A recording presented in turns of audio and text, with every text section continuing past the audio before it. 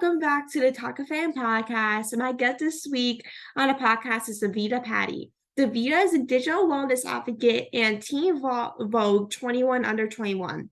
She's also a social media strategist and pre-law student based in the New York Mediterranean area in Washington, D.C. While Davida specializes in social media and mental health, her passion lies in public policy and digital storytelling. She is so passionate about using her creativity to communicate with others. She has worked with, but not limited to, Pinterest, MTV, Rare Beauty, and the White House, while continuing to enter her undergrad degree in social media strategies in University of Scranton. She is looking to utilizing her skill set to bring mental health resources globally while demonstrating that creativity and involving every aspect of life. Davida's work is so amazing, and as mentioned before, that her work is so inspiring, especially as she's in college and everything. It's absolutely terrific.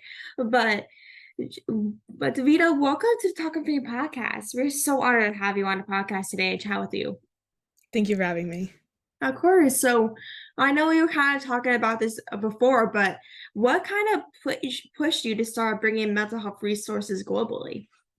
So I think again during the pandemic, everything was on a lockdown. So really just trying to have mental health resources that specifically were interactive and that kind of bridge community because I think within social media, what we love about social media is like the social aspect and less of like the media aspect. I think that's what we're seeing a lot with like Instagram, like the media and aesthetic photos. But I think the social aspect of like social media and having a community was super important. And I think that's why like TikTok Mm. flourished during the pandemic. So kind of having something similar to that, but for mental health resources and also engaging like people who look like me. Oh, for sure. Like, even if it's like when you start like a TikTok or social media, like you always see people like posting aesthetic photos and like them living your best life. But then at the same time, it's just like, why am I not living life like they are? Like, why is my life, kind of boring and they're living life every single day? But it's like you said, like TikTok, Instagram really grew the pandemic because these people didn't really have that social interaction in person, face to face. Because of course during the pandemic, everyone wanted to be safe and not getting sick and getting their family sick. So the only way to communicate was through social media, like Instagram, TikTok, and everything. That's because like with those social media, like people are just looking for that sort of interaction. So they kind of relied on TikTok, social media, and everything to kind of get that sort of interaction. Yeah, exactly. Like, how did you kind of grow comfortable with and drawn to the kaleidoscope of different cultures and languages that mark your youth? So I think it's funny. I wrote my essay to get into college about like the fear of airport security, Oh, because I really? think that it was like something that I was always scared of, like I had a fear. But I think one of like my favorite things about traveling was meeting people and like kind of getting connections. And so like even coming to college, I think I currently work at like the Office of Global Education. And I love it because you meet so many people with different cultures and it's like yes, we're from different areas of the country or even at different areas of the world, but we're able to find like something that we can learn and kind of connect within that. And I think that's like why I love social media, and like the digital spaces where like we're able to actually forge and build connections with people that live so far from us. Oh, for sure. It's like when we connect with people through social media, whether it's like through a podcast, events, or there's like regular social media scrolling through and just click on their page and you're like, oh, I need to like meet them or something and just connect with them. Then that's really how it like, especially as like maybe influencer podcasters, that like we meet people usually through social media, but when we meet them in person, they're like, you're actually real. Like, how is this possible? But what made you kind of decide to kind of go to college down here in northeastern Pennsylvania? It was actually funny. I was always interested in studying like politics or Mhm. law. I always wanted to go to law school. But I also love social media in the way that like how we can actually interact with it. So like the metrics of it and like what actually makes social media so like important in our lives. Like why do we consume so much of it? Like why can't students and people put their phone down? Like what is the thing about social media that attracts it? So my mom actually found like social media strategies and the only school or like one of two of the only schools was the University of Scranton. So it was that. And then also I think that within a lot of students, it's the money, and just Mhm. finding an affordable college, specifically because I want to go to law school. So seeing like the long term, I obviously don't want to be in too much debt. And I think this was like the place that had like the mixture of both of those two things. Yeah, it definitely does. It's like with me as well. I wanted to go to college in 2 years for something political or law because I don't know, because I'm a big, like Law and Order fan, and so like with and everything what's going on, it's like why can't and some of my favorite TV shows are basically kind of political or law based. And it's like it made me, like basically want to become like some sort of career in law or political. But when people hear that, they are like, political? Are you serious? Like, you're not gonna last. Like, how's that gonna possible? But that's like, wow, I'm kind of love using my voice and things that matter. So I might as well use that, as a way to kind of make a difference, not only in my community, but also different states, countries, everything around the world. Like, how was kind of like your deep dive into kind of going to college and going to kind of law based, political based career? Yeah, so it's funny. I feel like I'm the only social media strategies, and my concentration is in legal studies. So I feel like that's very interesting just because I'm able to like navigate like my social media strategies and like that coursework, but also get experience. And so recently, like with this school, they have a partnership in DC, so you can take an internship in DC. And I was there for last fall semester, and I think it was really nice to see the ins and outs of DC and just like how things work policy wise, but just like the whole city of DC. I think it's such a beautiful city. And Oh I yeah. think sometimes the politics kind of gets in between like the whole nuance of the city, but it's so beautiful. And just learning and seeing people who are really active in their community, making strides. And I think that is like the area that I really want to get into. And I think that like, legal studies and digital well-being, they kind of can intersect, Yeah. specifically with policy wise and other areas. Yeah, definitely. And you founded Eve's Corner, a digital community for Black girls to find scholarships, mental health services, and support. Like, how does Eve's Corner kind of help bring awareness to girls that are in need of support or services in terms of like mental health or school or support when they're in need?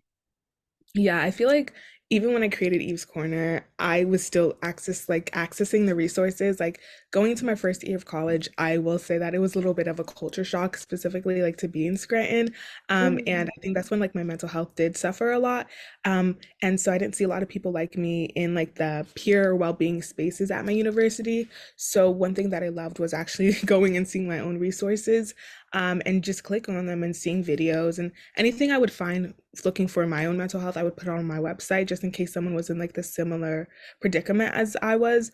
And I think that's why I think it's so important because I think people don't really have resources, or if they do have resources, it's like a limited amount. So continuing on with that journey of like finding scholarships is another big thing because Mhm. people don't realize how like expensive school is and how it can impact your own mental health. And so again, having like that holistic view of like how people cope in the different spaces we are in like the mental space is super important, and just like the well-being space as well. Yeah, definitely. It's like with being in Scranton and kind of being raised between Scranton and Wilkes-Barre. It's like living in between Wilkes-Barre and Scranton, there's basically different cultures in the areas. Like you'll see all different cultures no matter what place you go, whether it's like Scranton, Pittston, Allentown, like the surrounding areas, like you will see different cultures, and sometimes you will feel like there's no one like you, and why is the school costs so much, but I want to go here so bad. It's just like when people like sometimes ask me like, oh, where do I want to go and to college in 2 years, and I'm just like, I'm still gonna have my options, but these are some list of options and that I want to kind of maybe consider, but it's like the main problem that people tell me and that I sometimes consider, well, I should probably consider it the whole time, but sometimes I do, but not all the time. But it's like really how much yearly the school is going to charge you for going to school there.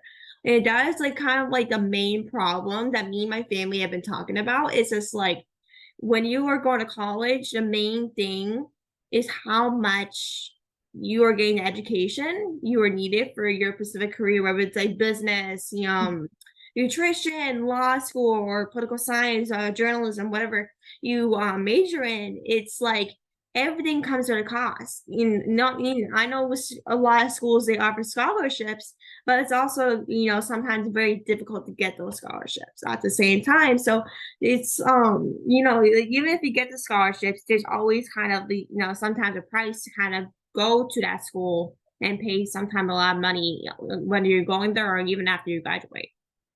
Yeah, and even like within my school, there's something called scholarship displacement, which I think like a lot of younger or students who are going to college should know about. And it's basically that even if you get a lot of money to cover your full tuition of scholarships or your whole like entire cost, the university could actually take some of the money that you take, and it's actually legal in Scranton.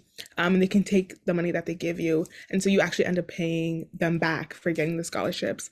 And so it's like little things like that, which is like, people go to school to enter like a degree in education, but then you're taking money that they make from like applying to scholarships and all those stuff. So it's a lot. It definitely is. Like when you started Eve's Corner, like how did you kind of get the inspiration to start it? I think there are so many, again, it was during the pandemic. So there are so many people who were creating organizations and who were doing like this work, but it wasn't, I think, very specific with who they were kind of wanting to join their websites and wanting to be engaged with their platform. And so it was definitely during like that time where I saw a lot of people online being active in political work or being active in public policy. And I think that's what was so important to me. And I was working for like my local mayor at that time. So it was just seeing like different ways where people around me were getting active in their own area and own community. And I thought I could do that. Oh, I love that. Like, it's just like when you are doing these type of areas, it's like when you have that mindset to kind of be like, oh, I can do that if other people are too. And it's like when you have that mindset of like, oh, I can do that, you just kind of go straight forward to doing whatever you want to do, whether it's like working for your mayor or a local politician. It's just like it just brings you that started to, lift me up to being like, oh, I want to work for this mayor or I want to work with this local politician. Like, what do I have to do to kind of get that idea? Because even if you get those opportunities for before college, it can kind of help you kind of get that experience before college and kind of gain your experience and use that on your resume to go to college in case like people, some colleges really kind of consider that like resume in that certain field you're majoring in, and it can also help maybe with some scholarships as well, so it can really kind of build out some things when in terms of going to college or where you want to major. Yeah, exactly. And like how do you like use your creativity to communicate with others? I think it's definitely like website designing or platform or even like social media. I tried to stay a little bit back from social media, but I still do work with other organizations. Mhm. And so I do like things like design their merch or platform materials or whatever. And I think that's really where I find like the joy in campaigns and just PR, graphic design, website designing, and just using that because I think, especially our generation, we are like kind of always on our phone or online. So that's probably going to be the first form of like media or anything that you see about a topic, you're going to find it on the digital space. Yeah, for sure. And so like you got like especially with our generation having cell phones or computers, like you'll find anything and everything on social media. Like you can look up someone's name and you'll find this much information about it online, which is absolutely insane because it's like, like you look up someone's name and you're just like you can see everything about them, like where they live, their phone number, their how many siblings they have. Like you will see everything. And it's like when we are doing public relations or working for a local campaign or we're looking for doing like a little business to kind of make website designs or something, you have to gain this so much information to kind of build a website, even though I'm sure it's for the same as you as well, but it's like I love creating, and it's like whenever it's like making a social media post on Canva or making a reel or um creating a website, changing things on the website, like anything that is like creative wise is just like it is like I just love kind of bringing those ideas to kind of my platform to kind of bring our ideas to light in terms of that. But do you think your mental health journey or experiences, like do you ever like bring those experiences kind of to your work on social media or through your platforms?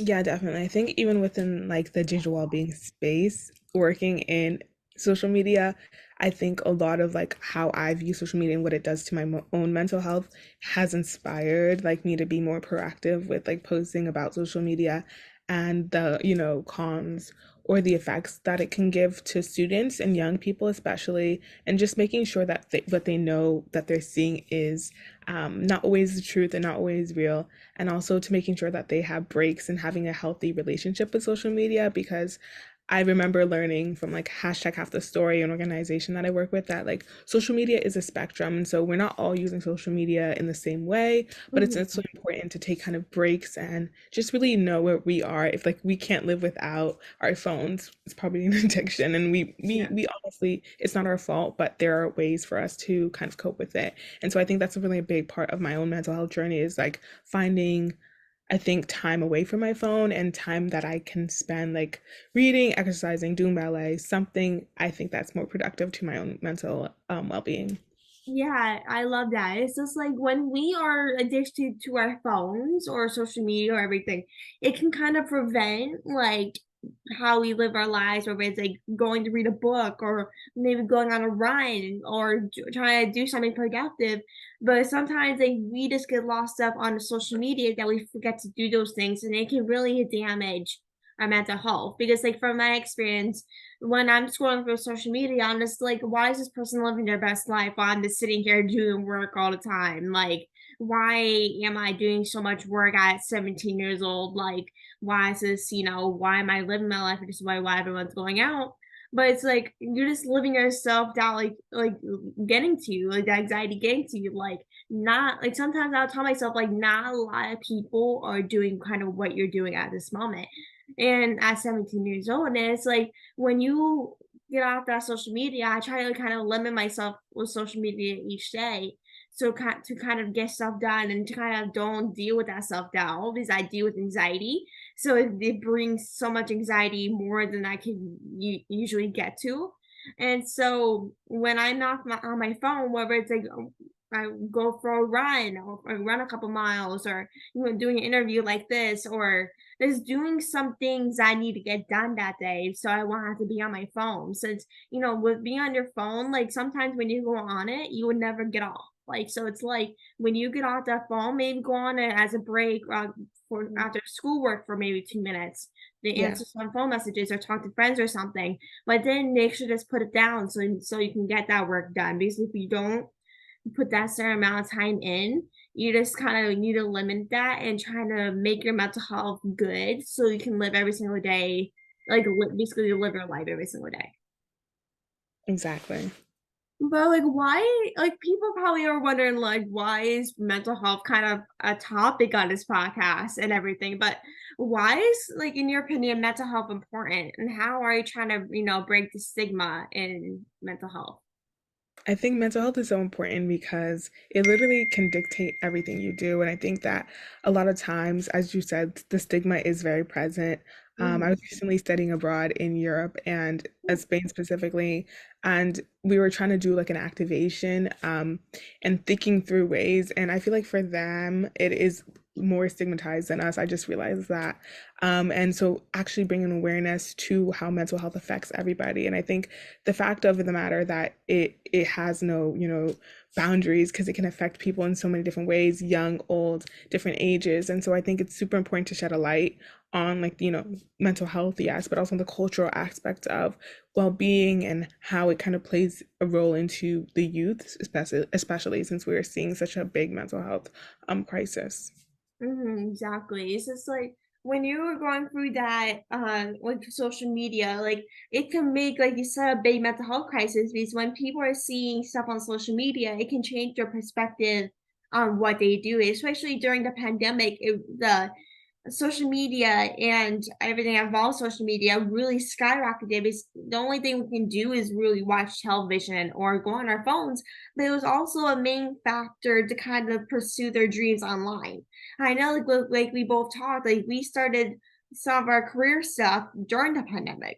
So it really was a major, shift in terms of people pursuing their dreams, trying to get things done, trying to not focus on their phones, even though it was a main factor. But I feel like it was kind of like a main push to really, get ourselves out there and kind of using our time to boost our platform, to really use our voice in what we believe in, whether it's like mental health or politics, what's going on. I know like people have so many things they want to share, like in terms like what they believe in.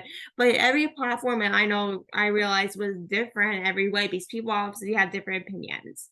So it's like with every platform, they share their opinions, but that is like a major shift because I realized like when during the pandemic, people started to really, put themselves out there and use their opinions and kind of use their voice and what they believe in.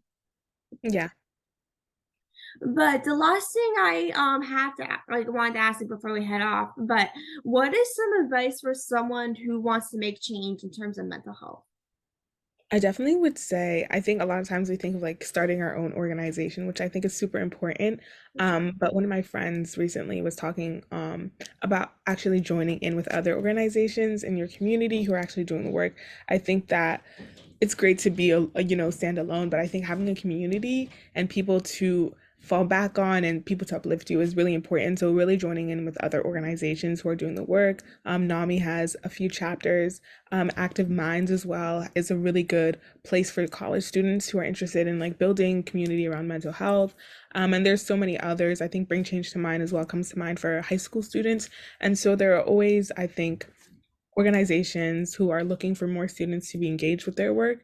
So I think definitely starting on a community-based level and then just going up and connecting more people and for people to find your work. I think that's like one of the best ways that you can really get involved. Oh, definitely. I love that. And I want to thank everyone for listening to this episode of Talk of Fame. I hope everyone took as much information as I did from Davida. It like everything you're doing is absolutely amazing and it's making such a difference. And I love everything you're doing. And make sure everyone to go check her out. Like, where can people follow you on social media if they want to connect with you? So my Instagram is hello Davy P. I usually don't actually post on it only for a few campaign activations that I do. But you can also find me on LinkedIn at Davida Padi. But I think, you can find my platform, which is where I am most of the time at Eve's Corner. But yeah, Amazing. So everyone go check her out on social media. I totally recommend. And I hope everyone has a great rest of your day. And thank you, Davida, for coming on. I mean so much. thank you for having me. Of course. Have a great rest of your day. Okay, thank you. Bye. Thanks, bye.